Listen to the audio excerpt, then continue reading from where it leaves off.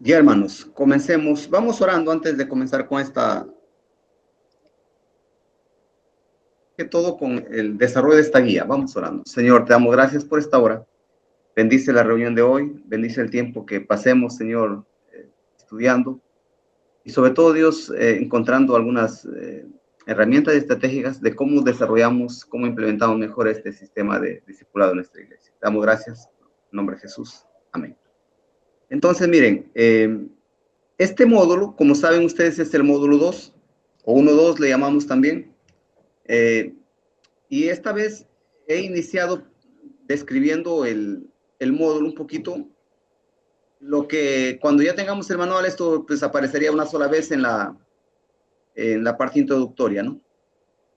¿De qué trata este módulo? Para algunos que de repente no estuvieron en la primera lección, pero de hecho lo que queremos es trabajar la segunda lección. Sin embargo, de manera general, este módulo tiene como propósito capacitar a los discipuladores en algunas áreas. Por ejemplo, enseñar con claridad la identidad histórica de la Iglesia del Nazareno, que significa que como discipuladores hay lecciones que están muy relacionadas con la historia de la Iglesia. Y también eso significa pues de dónde venimos, por qué creemos lo que creemos, ¿no es cierto? Y eso tiene que ver con la identidad, ¿sí? Porque si para saber quién soy, tengo que saber de dónde vengo, ¿sí? Y eso es conocer nuestra historia. Entonces hay que conocerlo. De hecho, si alguno de ustedes está más interesado, hay algunos, yo les puedo proveer incluso de algunos recursos más que a algunos les fascina la historia, entonces lo pueden un poquito entender mejor. Pero en estas lecciones hemos hecho una síntesis para que ustedes lo puedan entender y también lo puedan compartir con los demás. ¿Qué vamos a hacer también en este módulo? Es conectar la historia denominacional con la obra redentora de Dios a través del tiempo, ¿no? Entonces, la idea es que nosotros podamos hacerlos entender a los hermanos que se están discipulando que nosotros no aparecemos de la nada, ¿no? Sino que somos parte de una línea histórica, como anteriormente lo habíamos definido como en la iglesia, como somos una rama de esa iglesia, de la iglesia universal, ¿no? Y por lo tanto, Dios ha venido trabajando a través de todos los años, de todo el tiempo, ¿no es cierto? A través de distintas personas, distintas instituciones, distintas iglesias, y dentro de ellas a través de nosotros también.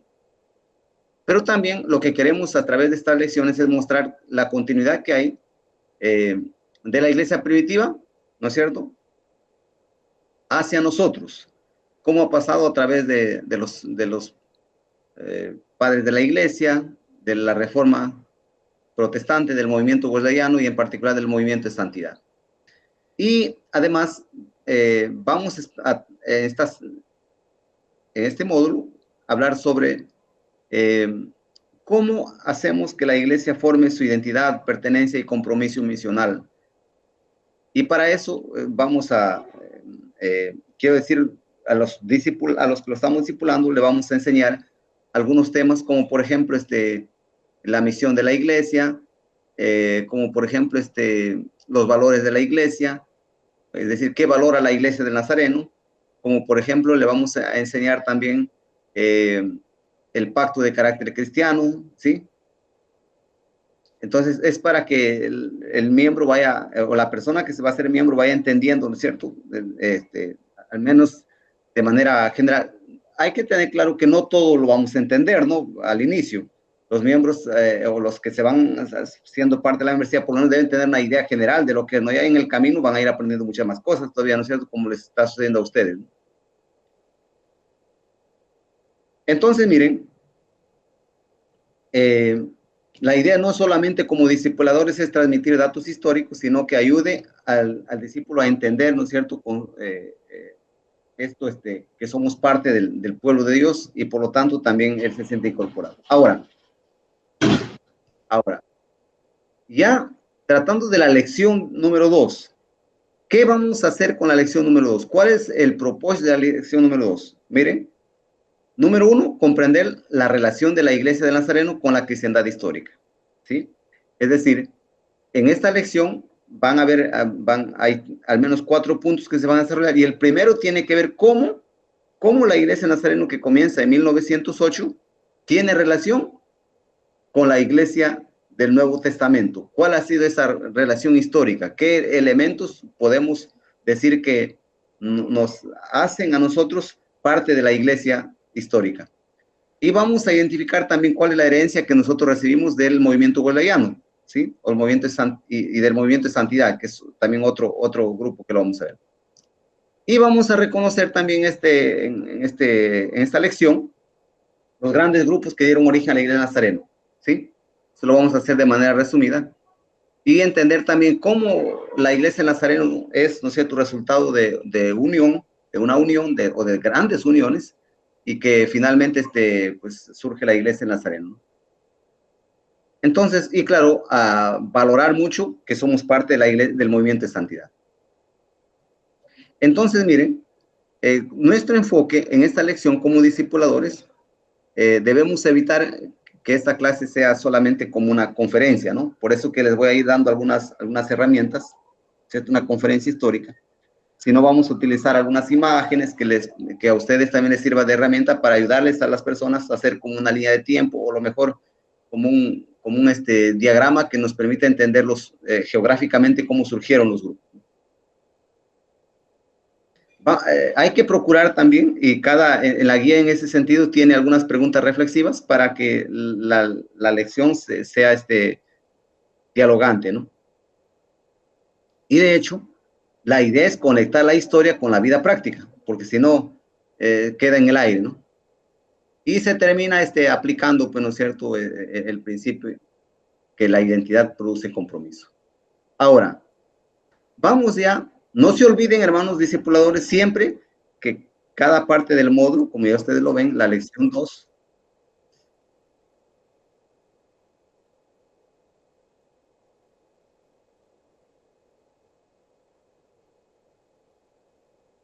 como ya ustedes saben, la lección 2, a ver, voy a compartir, el módulo ustedes lo tienen, pero yo los voy a estar mostrando acá para que sepan dónde estamos. Como discipuladores yo tengo que insistir, no se olviden de esta primera parte, ¿sí? De esta primera parte, es elemental, ¿ya? Entonces siempre recuerden que esta primera parte para ustedes es la rendición de cuentas. Entonces, como todo discipulador, siempre antes de comenzar la lección hay que, de hecho, comenzamos orando, ¿no es cierto? Pero comenzamos, el siguiente paso es pedir cuentas, rendición de cuentas.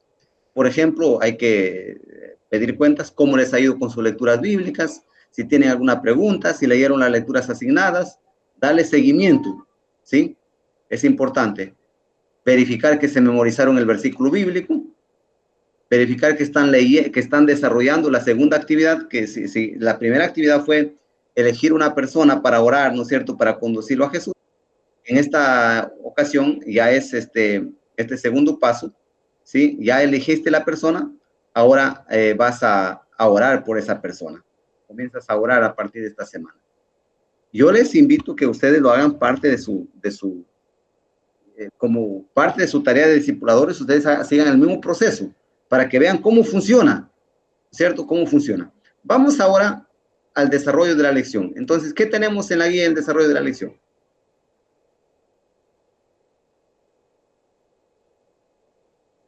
Miren cómo comienza esta lección. Como una pregunta. ¿Por qué conocer la historia de nuestra iglesia? Y aquí les transmito a ustedes la pregunta. ¿Qué piensan ustedes? ¿Por qué conocer la historia de la iglesia? ¿Por qué nos beneficia o en qué nos beneficia conocer la historia de la iglesia?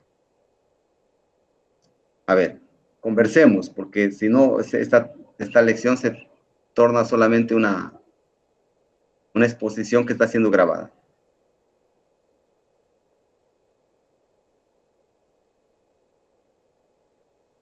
¿Por qué es importante conocer la historia de la iglesia?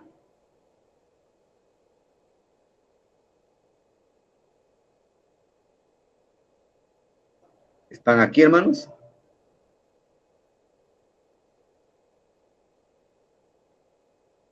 Hermanos, ahí su atención a la lección para que puedan también participar.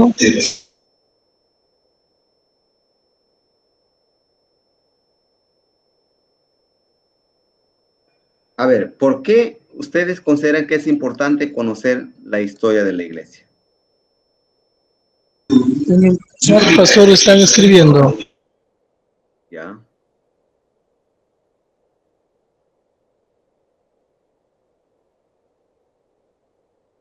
Ya, la hermana está dando una respuesta, creo que es muy buena.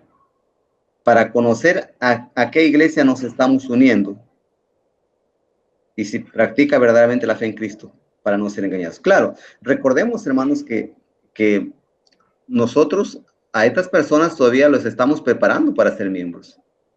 Y con toda honestidad hay que hacerles conocer quién es la iglesia. ¿Quién es la iglesia? ¿No? Entonces la hermana en ese sentido dice, bueno, conocer a quién nos estamos uniendo. Ya, ¿sí? ¿Alguien más quiere participar? Si no, yo les pregunto. A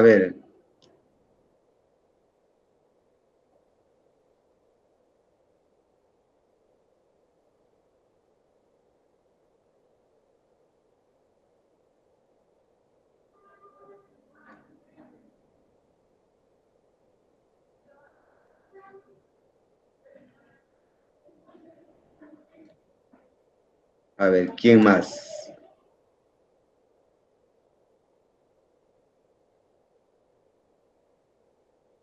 Aldair, ¿qué dices tú? ¿Por qué, si no puedes hablar, escríbelo aunque sea?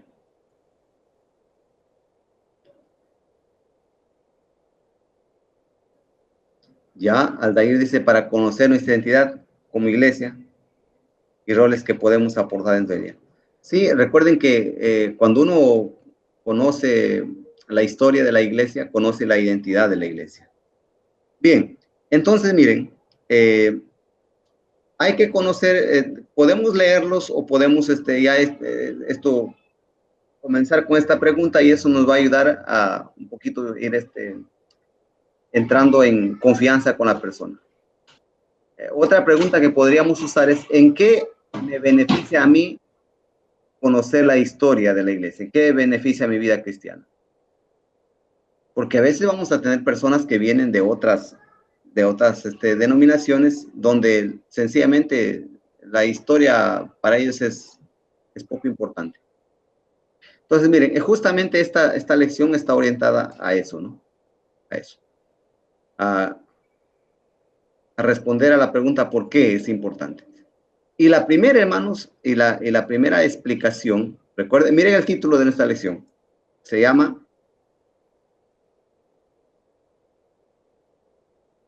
Nuestra historia. Nuestra historia. Claro está que cuando hablamos de nuestra historia, como estamos preparándonos para ser miembros de la Iglesia de Nazareno, entonces estamos hablando de nuestra historia de la Iglesia de Nazareno, ¿sí? Entonces, mire, el primer elemento importante en la historia de la Iglesia del Nazareno, ¿no es cierto? Es, es entender, hermanos, es entender que somos eh, una rama de la iglesia de Cristo. Somos una rama de la iglesia de Cristo, de la iglesia santa, universal y apostólica. Yo les voy a mostrar una imagen, aquí eh,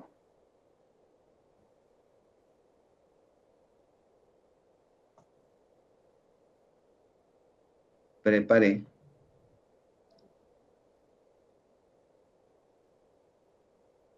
No sé si logran verlo, ¿sí?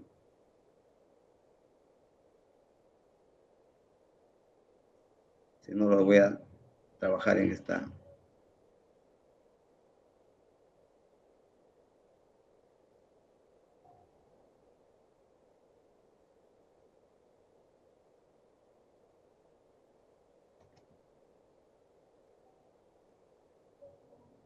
Ya, miren, si ustedes ven ahí, ¿sí?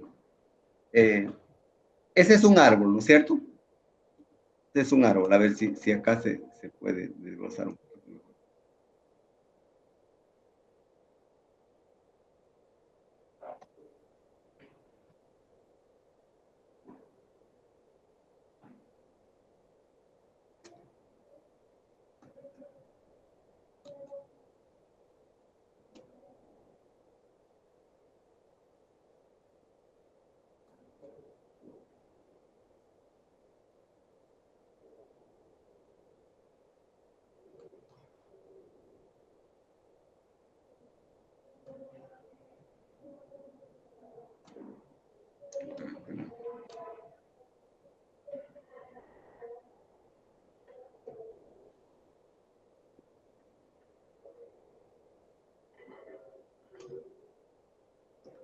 poquito para que se vea todo. Quise compartirles a su WhatsApp, pero todavía Gerson no me ha puesto como administrador del grupo, entonces no los podía compartir. Pero, a ver. Entonces, miren. Si ustedes ven ahí, siempre para explicar esta parte, hermanos, el primer punto de nuestro librito, la relación histórica de la iglesia, hay que tomar la figura de un árbol. ¿En qué sentido me ayuda la figura de un árbol? Bueno,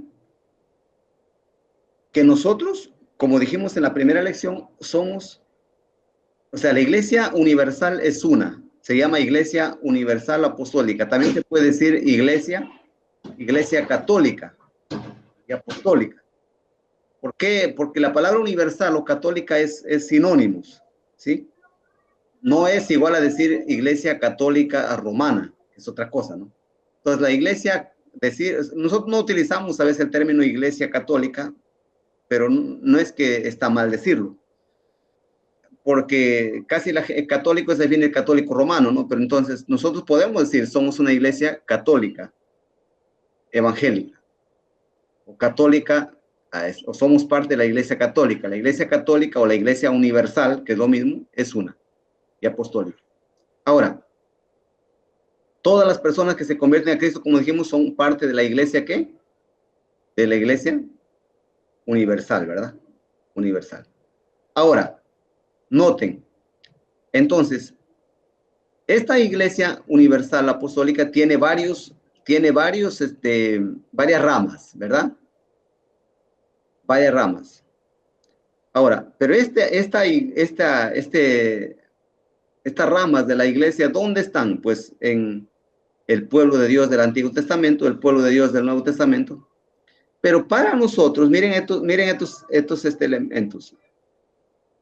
Nosotros, como iglesia evangélica, nuestra fe está fundamentada en la palabra de Dios, pero la palabra de Dios narra de quién, de un pueblo, ¿verdad? Del pueblo de Dios del Antiguo Testamento, del pueblo de Dios del Nuevo Testamento. Ese pueblo de Dios del Antiguo y Nuevo Testamento va a dar a otro pueblo, ¿no es cierto? Origen, que es el pueblo de la iglesia. Nosotros a veces nos parece extraño, pero se llama la iglesia del Nuevo Testamento, es la iglesia apostólica. Pero los apóstoles, una vez que murieron, alguien tuvo que seguir el legado. Esas personas que siguieron el legado se le llama los discípulos de los apóstoles en términos comunes, pero generalmente en términos históricos se le llama los padres de la iglesia. Los padres de la iglesia. ¿Por qué se llaman los padres de la iglesia? Porque, bueno, ellos trataron de explicar lo que los apóstoles nos dejaron de maneras más concretas y tal vez incluso algunas veces un poco más desarrollado. Por ejemplo, entonces, para la iglesia del Nazareno, los 5 primeros siglos son importantísimos en su fe. ¿Por qué? Porque les dije la vez pasada, ¿por qué son importantes? Porque en los primeros 5 siglos, ¿qué nace? En los primeros 5 siglos de la historia de la iglesia cristiana, por ejemplo, se termina, no de escribir, pero sí se termina de establecer la Biblia completa. Más o menos se calcula que el siglo V se terminó, por ejemplo,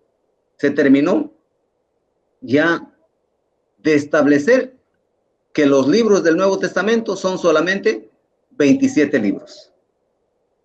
Antes quiere decir que habían más, no, antes más bien habían menos. En el siglo I, ¿no es cierto? Al finalizar el siglo I, se calcula que aunque todos los libros estaban escritos, pero no todos los libros se consideraban como libros escritos por Dios. Eso pasaron progresivamente. En el siglo II, otros libros más, en el siglo III, otros libros más, siglo IV, otros libros más, y en el siglo V se cerró. ¿Cuáles eran los libros ya? Los que tenemos en el Nuevo Testamento. No todos, Santiago, Pedro, Apocalipsis, Hebreos, fueron libros que tardíamente fueron incluidos como parte del canon. Al inicio, no así. Tampoco todos los evangelios al inicio, ¿no? Entonces, Por eso que para nosotros la historia tiene mucho valor, ¿cierto? Y los 5 primeros siglos, imagínense, por ejemplo, nosotros hoy tenemos muy claro, ¿no es cierto?, que Jesucristo es Dios y que Jesucristo es un ser humano. Eso no lo discutimos nosotros, ¿verdad? Excepto cuando hablamos con los testigos. Pero estas creencias ya fueron establecidas en el siglo III. Después, ya estamos hablando, después que los apóstoles ya murieron, ¿no? ¿Y qué significa? Que los apóstoles no lo creían. No lo dejaron tan claro. Si ustedes leen, por ejemplo, el único libro que, o sea, conforme la fe fue avanzando, fueron un poco precisando. El único libro que nos ayuda a entender, ¿no es cierto?, que Jesucristo es Dios, que Jesucristo es hombre, es el libro de Juan, ¿verdad? El libro de Juan, primera de Juan, también el Evangelio de San Juan. Los otros libros no está de manera clara, así literalmente no está. Dios se fue revelando progresivamente. Sí está, sí vemos, por ejemplo, que Jesús recibe adoración, sí vemos que Jesucristo dice yo y el Padre uno somos, ¿verdad? Pero así tal como hoy lo tenemos, así clarito, eso se desarrolló en el siglo III. Igual sobre el Espíritu Santo, igual sobre otras doctrinas importantes que hoy lo tenemos, por ejemplo, eso se establece después. Ahora, ustedes dirán, pastor, pero ¿por qué aquí, después del credo, de los credos ecuménicos, ustedes se pasan a la Reforma Protestante, se pasan al avivamiento boliviano del siglo XVI, ¿no es cierto?, y el siglo XIX? ¿Por qué? ¿Por qué no se habla después del siglo VI, VII, VIII, IX, X, XI, XII, XIII, XIV? ¿Por qué no se habla de esos siglos como historia que es valiosa para la Iglesia Nazareno? Bueno, porque a partir de esos siglos, la Iglesia evangélica en general ha hecho un seguimiento y se dio cuenta que en el siglo VI ya no podemos tomarlo como base para nuestras creencias, porque la Iglesia se fue saliendo de la enseñanza bíblica. Por ejemplo, siglo 609 ya comienzan a hablar acerca de la veneración a María, la veneración a los santos progresivamente, ¿no es cierto? Y todas las doctrinas que ya la Iglesia Católica Romana hoy lo tiene, ¿no? Y específicamente cuando hablamos no todas las doctrinas que la Iglesia Católica tiene son malas, sino más bien los que le llamamos nosotros, para diferenciarlo de las doctrinas, nosotros usamos un término que difiere tal vez de doctrina, ¿no? Para hablar, se me fue la palabra ahorita, pero luego lo voy a recordar. Entonces, todas aquellas que, por ejemplo, nosotros, la Iglesia Católica, cree en doctrinas como la Trinidad, la segunda venida de Cristo, la resurrección, el juicio, el destino, nosotros también lo creemos. Ahí está. Pero los dogmas, nosotros no lo creemos. Entonces, miren, ¿por qué nos pasamos a la Reforma Protestante? Porque la Reforma Protestante para nosotros aparece, la Iglesia comienza otra vez un regreso a la Escritura con Martín Lutero, y bueno, de ahí el avivamiento boliviano, que lo vamos a ver después, y el movimiento de santidad. Entonces, por eso ¿cómo definimos la Iglesia Nazareno? La Iglesia Nazareno es una rama de la Iglesia Santa Universal y Apostólica y procura ser fiel a ella. ¿Sí? Ahora, eso es importante que ustedes lo tengan claro para que ustedes puedan hablarles a las personas acerca de de nuestra relación histórica, nuestra relación con la cristiandad histórica. ¿Qué significa nuestra relación con la cristiandad histórica? Que la Iglesia del Nazareno, ¿no es cierto?, se identifica como una rama de la Iglesia de Cristo Santa Universal y Apostólica y acoge como suya, dice, la historia del pueblo de Dios tal como lo registra el Antiguo y el Nuevo Testamento, y del pueblo de Dios a través de las edades, en todas las expresiones de la Iglesia de Cristo. Pero va a ser un énfasis especial. Nuestra denominación recibe los credos ecuménicos de los primeros 5 siglos cristianos como expresión de su propia fe. Nuestra herencia cristiana fue mediada a través de la Reforma, el avivamiento boliviano del siglo XVIII. Entonces, miren, esos datos es importante. Ahora, quiero hacer alguna pregunta, quiero dejar espacio. ¿tienen más o menos entendió esta parte? ¿Por qué nosotros hablamos que somos una iglesia, rama de la Iglesia Santa Universal y Apostólica? Porque la iglesia universal es una, no hay otra. Cristo solamente tiene una sola iglesia. Pastor, ¿y las demás qué son? Son ramas de la iglesia universal. Son ramas, ¿no es cierto? De la iglesia universal. Algunas serán ramas más pequeñas, otras más grandes, pero todas son ramas de la iglesia universal. Ninguna iglesia puede decirse que es la única y que las demás no existen. Ahora tú dirás, pastor, ¿y cómo sabemos que esa iglesia es una rama si no tiene igual creencias? Pues las ramas no son iguales, pero hay creencias que nos mantienen en la Iglesia Santa Universal Apostólica. Ahora, pastor, ¿puede ser que algunas se salen de las creencias? Sí, puede ser. Y la iglesia se salió algún tiempo, ¿no es cierto? En un tiempo la iglesia se distanció. O sea, la iglesia universal siempre existió, porque la iglesia universal no está compuesta solamente por las personas que están en la tierra, sino por las personas que están en el cielo. Quienes entregaron su vida. La iglesia, pastor, pero la iglesia por un tiempo se apartó. Sí, pero la iglesia a lo largo de la historia ha habido un remanente en la tierra, pero además la iglesia universal sigue estando presente en el cielo, también parte de su miembro. Ahora, entonces miren, volvemos a nuestra guía, ¿sí? Nuestra guía. Y el punto clave, ¿no es cierto?, en este punto que estamos tratando de la relación con la cristiandad histórica, es que la iglesia del Nazareno no nació aislada, ni es una secta reciente. La iglesia no es una secta. Se identifica como parte de la iglesia de Cristo, una santa universal y apostólica. Entonces, ¿qué hay que enseñar con claridad en este primer punto? Bueno, que recibimos los credos ecuménicos de los primeros 5 siglos, afirmamos la Trinidad, por ejemplo, afirmamos la plena divinidad y humanidad de Cristo, afirmamos la autoridad de las Sagradas Escrituras, ¿sí?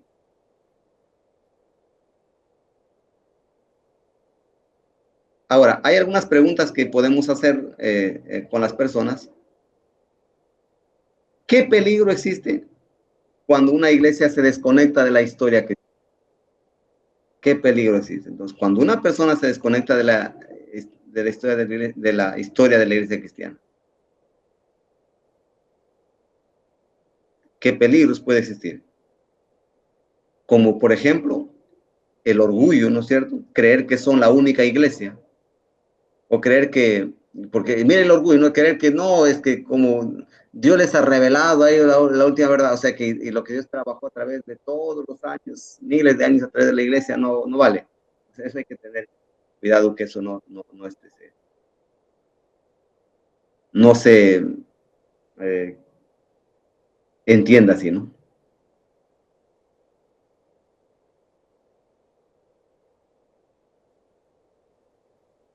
Entonces, hay algunas preguntas que hay que hacerlos también ahí en nuestro diálogo. ¿Por qué es importante saber que creemos lo mismo que la iglesia histórica? Es otra pregunta, ¿no? Porque las personas tienen que saber que nosotros, o sea, no es que hemos dejado, ¿no? Nuestras creencias son lo mismo que creó la iglesia a lo largo de todos los siglos, con excepciones que hubo espacios que se corrompieron y tuvo que volver a la iglesia, ¿no es cierto? Al Señor. El segundo punto, ¿sí? Ahora, tal vez ustedes dirán, pastor, y sobre estos asuntos de los primeros siglos de la iglesia, hubo discusiones, no eran discusiones inmensas, porque había gente a favor, como los testigos de Jehová que creen ahora, ¿no es cierto? Habían gente que creían que el pecado original no existe, había gente que creían que Jesús puede ser Dios, pero no hombre. Sobre estos asuntos ya se discutió y la iglesia, los diferentes discusiones, se llegó a una conclusión, lo que hoy creemos, ¿sí? Que Jesucristo es Dios y es hombre. Ahora, pasamos a otro punto que es importante, que es la herencia wesleyana de santidad. Mire, ya dejamos a un lado, ustedes dirán, pastor, ¿y por qué no hablo acá de la reforma, no es cierto, protestante? ¿Por qué no hablamos de la reforma? Bueno, recuerden que la reforma nos trajo algunas doctrinas. No es que la iglesia se inventó doctrinas. La iglesia, con la reforma protestante, vuelve a las doctrinas que antes la iglesia había tenido. ¿Cuáles doctrinas? La Biblia comunica norma de fe, Jesucristo el único el único Señor a través del cual podemos ser salvos. La salvación solamente por la fe en Jesucristo, no por obras, ¿verdad?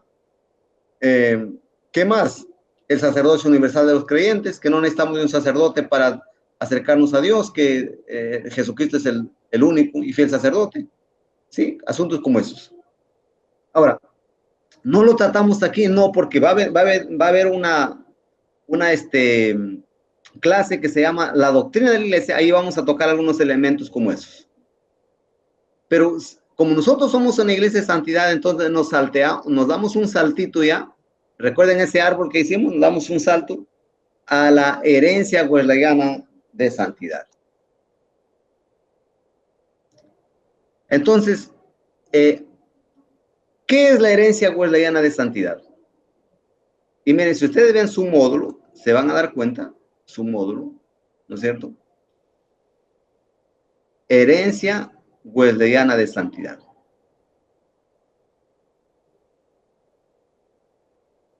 Miren, nosotros como iglesia cristiana, ¿no es cierto? Como iglesia de Nazareno, tenemos algunos movimientos ancestros a nosotros. Así como, ¿no es cierto?, en la línea genealógica se habla, oye, ¿quién es tu abuelito? ¿Quién fue tu bisabuelo? ¿Quién fue tu tatarabuelo? Bueno, siguiendo esa línea, ¿no es cierto?, esa rama de la iglesia, ¿recuerdan? Nosotros también podemos hablar, ¿no es cierto?, de que hay y hay algunos movimientos anteriores de los cuales nosotros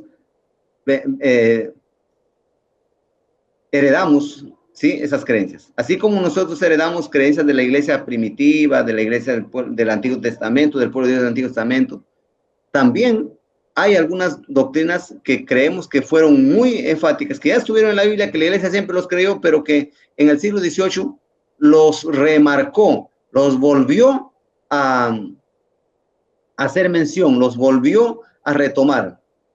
Así como las doctrinas de la Reforma, ¿verdad?, que ya estaban en la Biblia, la iglesia los creyó, pero se había olvidado. Entonces, la herencia de santidad, la doctrina de santidad es una doctrina que van a aparecer en el siglo XVIII a retomarse con Juan Wesley. Por eso se llama el avivamiento wesleyano. ¿Por qué se llama el avivamiento wesleyano? Porque este avivamiento, ¿dónde se dio? Se dio en Inglaterra. Se dio en Inglaterra. Aquí lo tienen ustedes debajo un poquito la explicación, ¿no? Este avivamiento evangélico surgió en Inglaterra, en el siglo, ¿qué siglo? El siglo XVIII, ¿no? Y fue liderado principalmente por Carlos Wesley y Juan Wesley. Entonces, este avivamiento de Inglaterra, ¿cómo surgió? Hubieron 3 jovencitos que se unieron. Ahí está Carlos Wesley, Juan Wesley y Jorge, Jorge, o George, ¿cómo le llama? Whitefield. ¿Qué hicieron estos? Bueno, estos fueron estudiantes de la universidad que comenzaron a buscar. Recuerden que Inglaterra era un pueblo protestante, pero siendo un pueblo protestante, pues había mucha, como en todos los pueblos, corrupción, alcoholismo, mucha gente abandonada, mucha miseria. Entonces, estos hombres, como eran fieles y fervorosos cristianos, comenzaron a leer la Biblia frecuentemente en la universidad, a tener tiempos de estudio bíblico, a tener tiempos de leer y meditar la escritura, a tener tiempos de ayuno, a visitar cárceles, a visitar orfanatos, a visitar a personas o madres abandonadas, y como tenían algún tipo de recursos, los ayudaban con sus recursos. Entonces, estos hombres, en esa búsqueda del Señor, una de esas experiencias fue, por ejemplo, como un Wesley que tuvo una conversión genuina y posteriormente una experiencia de ser lleno del Espíritu. Entonces, es ahí donde esta doctrina se comienza a experimentar, y bueno, Wesley lo va a tratar de difundir, ¿no es cierto? Después, porque él comienza a predicar a la gente, a los barrios, a los pobres, a los alcohólicos, se van convirtiendo, pero no encuentran un hogar en la iglesia, y más tarde Wesley tiene que acogerlos a ellos, siendo prácticamente casi expulsado de la iglesia anglicana. En ese tiempo, la iglesia anglicana es parecida a la iglesia católica, pero sin los dogmas. Entonces, por eso le llamamos nosotros a eso, le llamamos ¿qué? El avivamiento ¿qué? Wesleyano. Ahora, pero ese avivamiento wesleyano, ¿dónde se dio? En Inglaterra, ¿no? ¿Cuáles fueron las doctrinas claves, por ejemplo? ¿No es cierto? Y acá lo vamos a ver, miren. Ustedes van a las doctrinas claves. La regeneración por gracia mediante la fe. ¿No es cierto? ¿Qué quiere decir esto? Que Dios no solamente perdona los pecados, sino que regenera, pero eso lo hace por gracia y por la fe en Jesucristo. Y la otra doctrina, obviamente, la santificación por la gracia mediante la fe, ¿no? Que trae limpieza del corazón, que trae la llenura del Espíritu. Y otra doctrina importante, que de estas obras de gracia, el que da testimonio es el Espíritu Santo en nuestras vidas. Por eso dice que Juan Wesley no buscó fundar una nueva iglesia, sino renovar la iglesia existente. Entonces, miren, esto hay que tenerlo más o menos nosotros claro, ¿sí? Para poder compartir con otros. Al costado también tenemos nosotros algunas preguntas que podemos hacernos, ¿no? Por ejemplo, claro, esta pregunta está en relación a la primera arriba, ¿no? ¿Qué son los credos ecuménicos, ¿no? De los primeros 5 siglos? Y acá está, por ejemplo, ¿no? Ya. Entonces, miren, pero ¿qué pasa? Este movimiento de santidad que surgió en Inglaterra en el siglo XVIII, no solo se quedó en Inglaterra, fue a muchos otros países, pero el país donde más acogida tuvo fue los Estados Unidos. Pero ahí el avivamiento wesleyano va a tener un nombre, se va a llamar Iglesia Metodista Episcopal. Pastor, ¿y por qué metodista? Bueno, porque a los jóvenes que comenzaron este avivamiento wesleyano también se les decía los metodistas, porque vivían una vida metódica, ¿sí? Una vida metódica. En ese sentido que tenían horarios para orar, tiempos para leer la Biblia, así, muy metódica, por eso se llaman los metodistas como apodo, ¿sí? Pero miren, en 1784, estamos hablando ya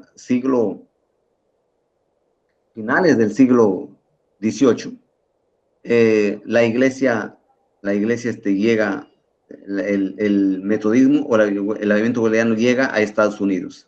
Y en Estados Unidos, entonces, se va a llamar ¿qué?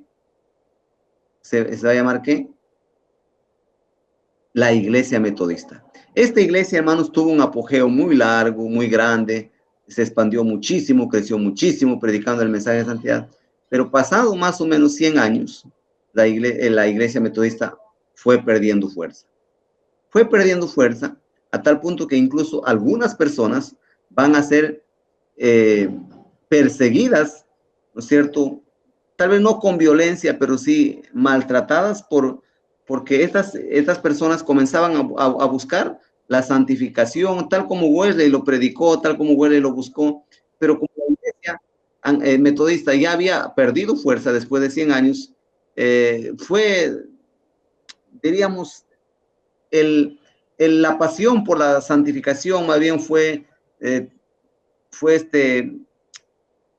limitándolo a solamente las obras sociales, las obras de caridad, la acción, ¿no es cierto?, de beneficiar a otras personas, pero se perdió el énfasis en esta experiencia de santificación.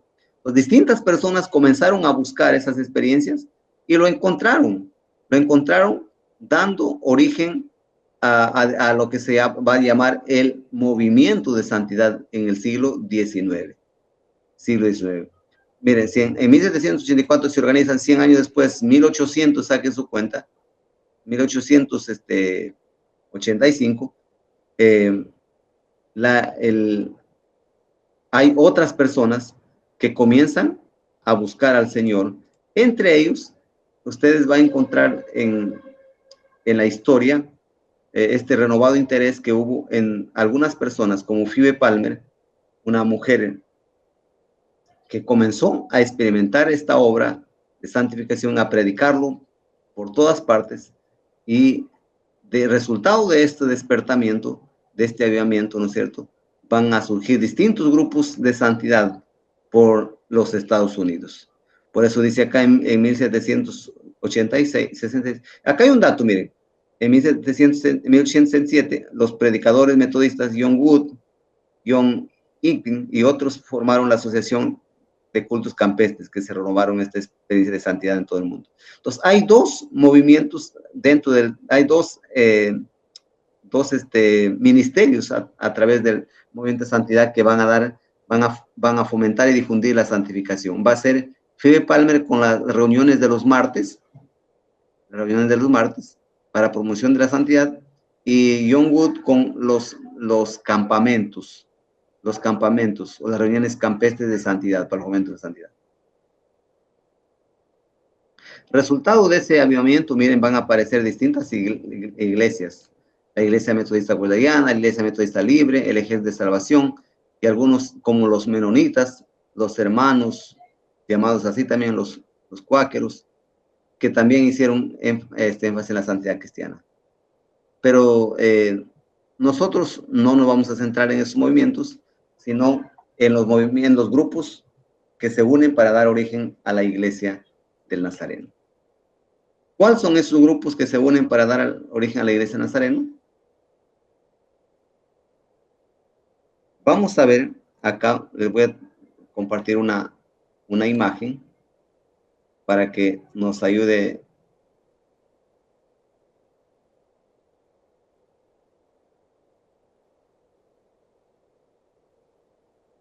Ya. Quiero compartirles una diapositiva para que ustedes... Este capítulo, sobre todo, hermanos, este punto es un poquito medio, en cierto sentido, diríamos, complicadito si no nos prestamos atención, porque de eso también va a depender que entendamos el resto, ¿no? Miren, entonces, ¿cómo surge la Iglesia del Nazareno? Rápidamente. Este es el país de los Estados Unidos, estamos en los Estados Unidos, donde surge la Iglesia del Nazareno. Ahí vamos a verlo más o menos geográficamente, oeste, sur un poco el rosado, el oeste, la parte más marrón tal vez, y donde está el verde, esa parte es el este. Ahí está, miren, ¿no? Entonces tal vez de forma más el oeste donde surge la Iglesia de Nazareno en California, el noreste donde surgen otros grupos de santidad, y en todos los Estados Unidos. Pero vamos a ver cómo se van uniendo. Miren, este es un dato importante. La iglesia de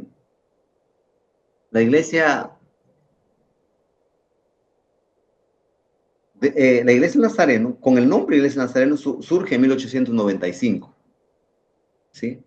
No en 1908. Ustedes dirán, pastor, pero ¿por qué entonces nosotros celebramos el aniversario de 1908? Bueno, porque eso tiene que ver con la unión. Pero el nombre Iglesia Nazareno, ¿cierto?, surge en 1895 en California.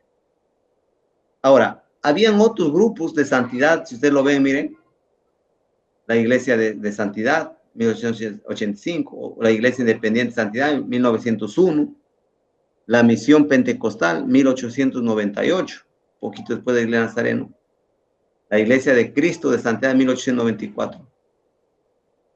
Pero hay una iglesia más antigua, la Asociación Central Evangélica de Santidad, que surgió mucho antes de la Iglesia Nazarena.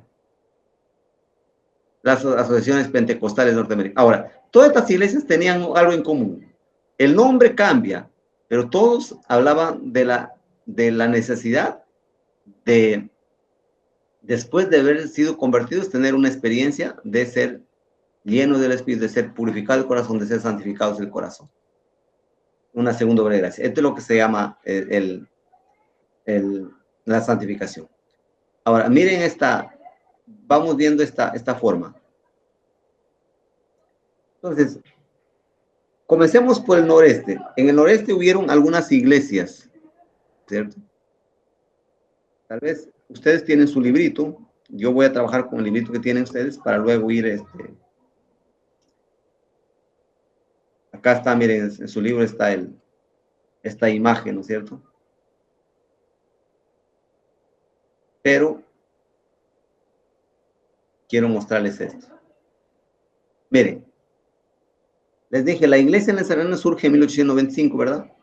Fue fundado por Finneas Brissit, el doctor Winner y otras 100 personas aproximadamente. ¿Cómo surgieron, pastor? ¿Cómo? Y esa es una historia un poquito más amplia, pero surge en Los Ángeles, California. ¿Quién era este reverendo Finneas Brissit? Era un metodista. Era de la iglesia metodista. Casi todos los que van a ver ustedes vienen de la iglesia metodista, porque la iglesia metodista es el nombre de la iglesia, de la iglesia, diríamos, que va a estar en Inglaterra con el avivamiento de santidad, ¿no? Pues le llaman. En Los Ángeles, California, ¿cuál fue su misión? Los cristianos santificados por la fe deben seguir el ejemplo de Cristo y predicar el evangelio a los pobres y predicar la realidad de la entera santificación recibida mediante la fe en Jesucristo. Esto es lo que predicaba la iglesia, ¿no? Que la entera santificación puede recibirse en esta vida por la fe en Jesucristo. Entonces, esa es la iglesia nazareno que surge en 1895. En California, en el oeste, no hay otro movimiento que se haya unido. El único movimiento que se expandió fue la iglesia nazareno. Pastor, no es que no habían otros grupos, es probable que lo hayan habido, pero no se unieron, ¿no es cierto? No fueron parte, sino solamente la iglesia del Nazareno. Ahora, de hecho, tenía muchísimas iglesias. Ahora,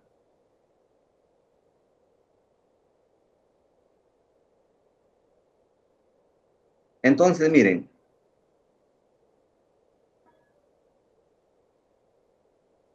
ya. Yendo a nuestro libro. Entonces, miren, en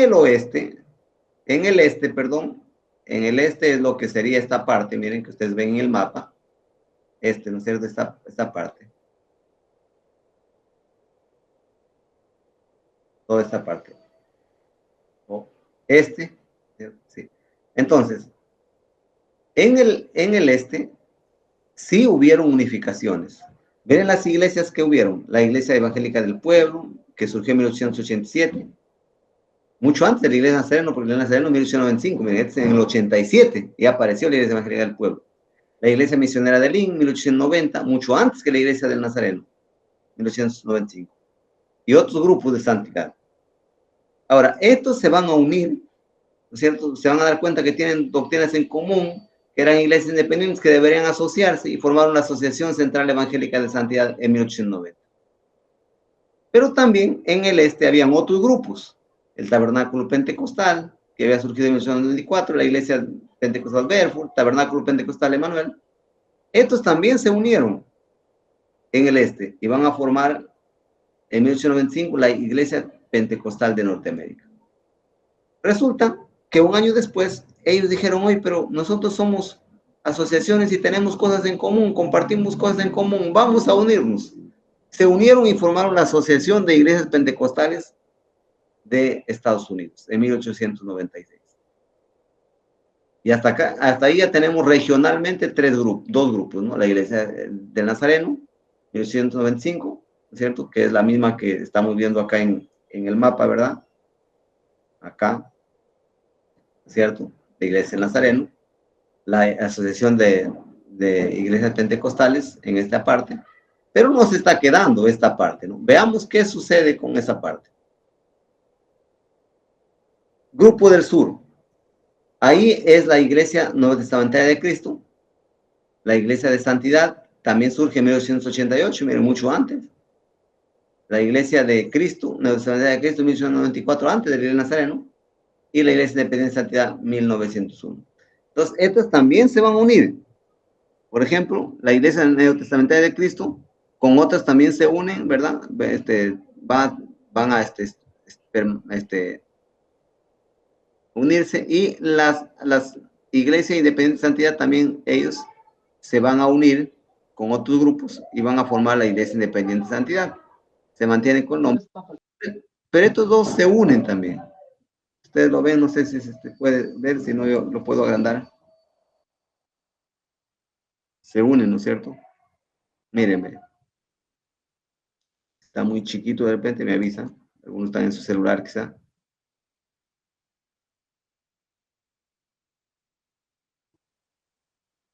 Entonces, miren, la Iglesia Nueva Testamentaria de Cristo, ellos se unen y también van a terminar unidas en 1904.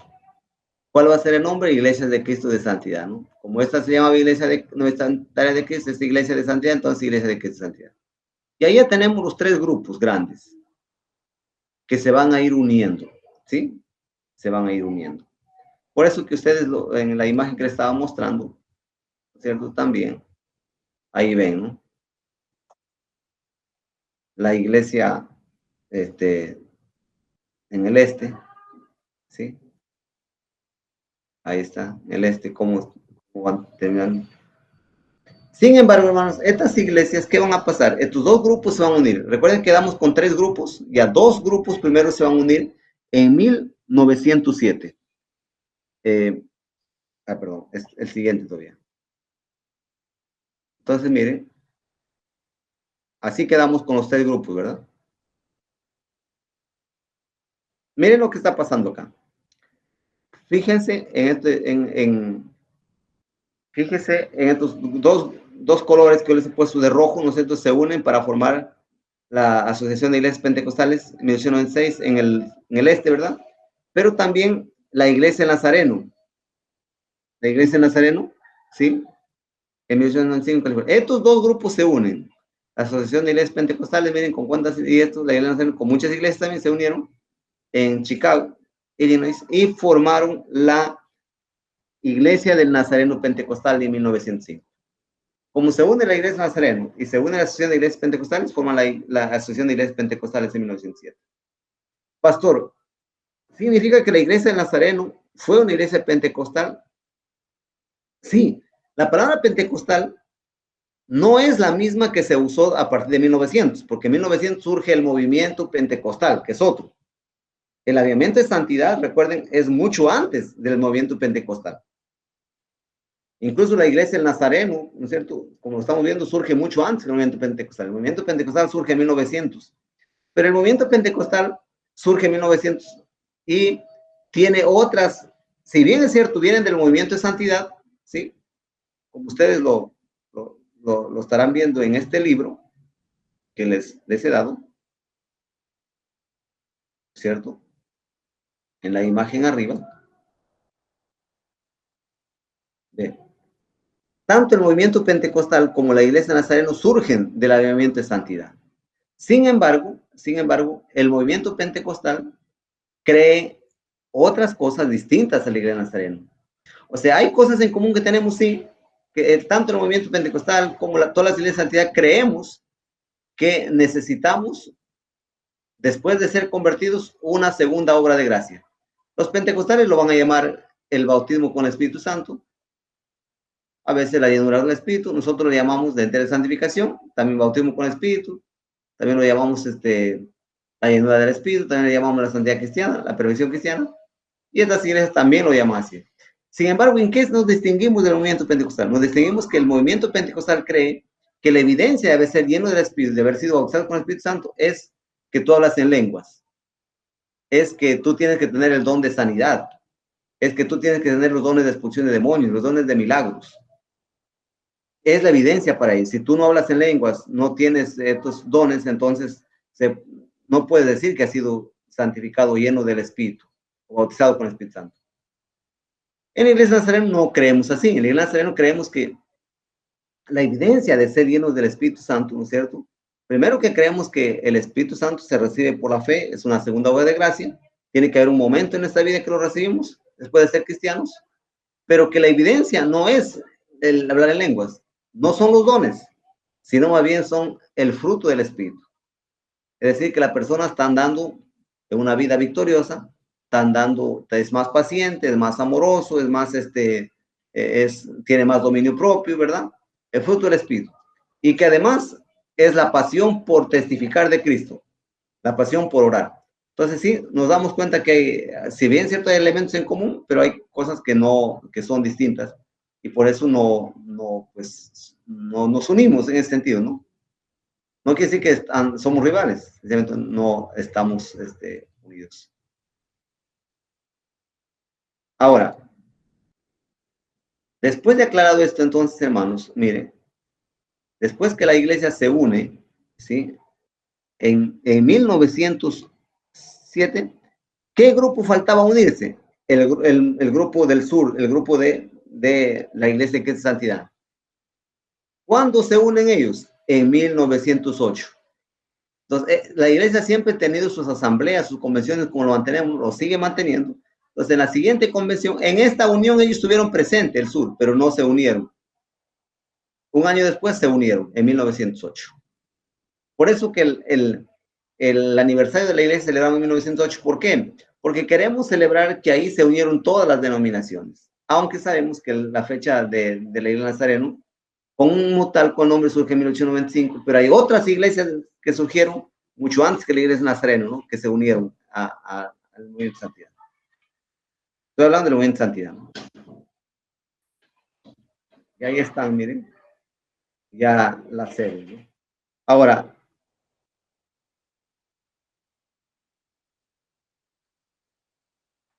eso es la lección que tiene que ver, hermanos, entonces con la historia de la Iglesia Nazareno. Es muy bueno saberlo. Y tengo que decirles que en 1919 la Iglesia retiró el nombre pentecostal porque ya estaba causando confusión con los otros grupos pentecostales. Entonces ustedes dirán, pastor, ¿por qué la Iglesia de Nazareno se llamaba Pentecostal de Nazareno? Porque, bueno, las que se unieron se llamaban Iglesia Pentecostal. ¿Pero por qué se llamaban pentecostales? Porque la Iglesia creía, las iglesias pentecostales de santidad, así hay que llamarlos, que se unieron a la Iglesia de Nazareno, que llegó a ser la Iglesia de Nazareno una iglesia pentecostales por el énfasis de creer que necesitamos recibir un Pentecostés, de ser lleno del Espíritu Santo, así como las iglesias, así como, perdón, los discípulos o los apóstoles recibieron su Pentecostés narrado en Hechos 2, que así tiene que ser. Y la Iglesia Nazareno por eso seguimos celebrando, y es más, cada año nosotros celebramos el día de Pentecostés también, ¿no? Seguimos celebrando, porque finalmente, en términos del movimiento de santidad, nosotros somos una iglesia pentecostal, porque creemos en el bautismo con el Espíritu Santo, creemos que necesitamos llenos del Espíritu Santo, creemos que necesitamos una experiencia pentecostal, pero no somos los pentecostales que también salieron del movimiento de santidad, que creen que la evidencia para ser lleno del Espíritu Santo es hablar en lenguas. Ahí nos distinguimos.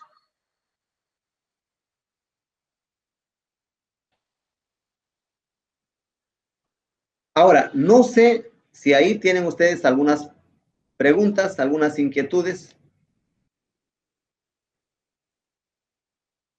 Miren, al costado, si ustedes se dan cuenta, al costado vamos dejando algunos datos que les pueda servir. Por ejemplo, arriba, ¿no es cierto? Nosotros dejamos una explicación de qué son los credos ecuménicos, ¿no? ¿Qué son los credos ecuménicos de los primeros 5 siglos? Entonces, los credos ecuménicos son acuerdos de los concilios que respondieron a las herejías, ¿sí? Sobre el Espíritu Santo, ¿sí? Sobre la Trinidad, la divinidad de Cristo, la humanidad de Cristo. Ahí están. Y vamos así poniendo a los costados algunas ideas que puede aclarar. Acá, por ejemplo, hay una que dice, ¿cómo se llama el movimiento espiritual al que pertenece la Iglesia de Nazareno? Y aquí explicamos, ¿no? Este movimiento se llama el movimiento de santidad. No, ya no decimos necesariamente el movimiento pentecostal para no confundirnos, ¿no? Que aparece de manera latente a lo largo de toda la historia, ¿no? Entonces, miren, nos vienen unas preguntas al final. ¿Cuáles son los 3 grupos de santidad que dieron origen a la Iglesia de Nazareno? A ver, escríbame ahí en el chat, ¿cuáles son los 3 grupos que dieron origen a la Iglesia de Nazareno? Más vale que se equivoquen acá, hermanos, y no se equivoquen dando sus lecciones. Entonces, mire, si lo quieren hablar geográficamente, lo puede decir uno. En sus grupos, en sus libritos están también así, ¿no? Geográficamente ustedes lo pueden decir. La iglesia, ¿qué? El grupo del oeste. Pero obviamente que se llamó Iglesia Nazareno. También se puede decir el grupo este y sur. ¿Cuál es el este? Bueno, la Asociación de Iglesias Pentecostales de Norteamérica. ¿Y cuál es el sur? La Iglesia de Cristo de Santidad. Estos son los 3 grupos que se unieron, respondiendo a la pregunta, para dar origen a la Iglesia, ¿qué? Del Nazareno. Hay otra pregunta, a ver. ¿Qué líderes fundadores que luego dieron origen a la Iglesia de Nazareno puede recordar de esta lección? Sí, En el caso de los demás también están. Reynolds también. Robert Harris, el fundador de la Iglesia del Nuevo Testamento. Jernigan, el fundador de la Iglesia Independiente Santidad. Por si acaso, una de las cosas que tienen que saber es que la Iglesia Nazareno, incluso a lo largo de todos los años, han venido algunas uniones más. Y acá una pregunta de opinión: ¿qué es lo que más te llama la atención de los años formativos de la Iglesia Nazareno? Esa es la exposición que quería darles hoy. Obviamente yo les estoy dando a ustedes como discipuladores, ¿no? Porque para que tengan en general más amplio su claridad. Este cuadro también puede servirles. Yo les mostré ahí algunas diapositivas para entender esto, ¿no es cierto? Se puede también hacer una línea de tiempo, ¿no? La idea es que las personas, los hermanos lo puedan entender, ¿no? Ahora, no sé si ustedes tienen alguna pregunta más. Hay información que está en el folleto que no quería repetirlos tampoco. Si no, ahí quedamos con esta clase, con esta exposición. Sí, les quiero, no es para que se animen, esta es la lección un poquito más difícil para algunos, ¿no? Pero no debería ser. Bien, oramos entonces, hermanos, damos gracias a Dios. Señor, te damos gracias por este tiempo, gracias por el momento, la oportunidad que tú nos das de desarrollar esta lección. Bendice, Señor, la vida de los que están aquí, presentes, Señor, virtualmente. Bendice sus trabajos, bendice también sus descansos para ellos, señores. De repente es una situación muy fuerte, muy difícil, pero oramos, Señor, por ellos, que tú les protejas y les cuides, Señor. En nombre de Jesús. Amén. Muy bien, hermanos. Dios los bendiga.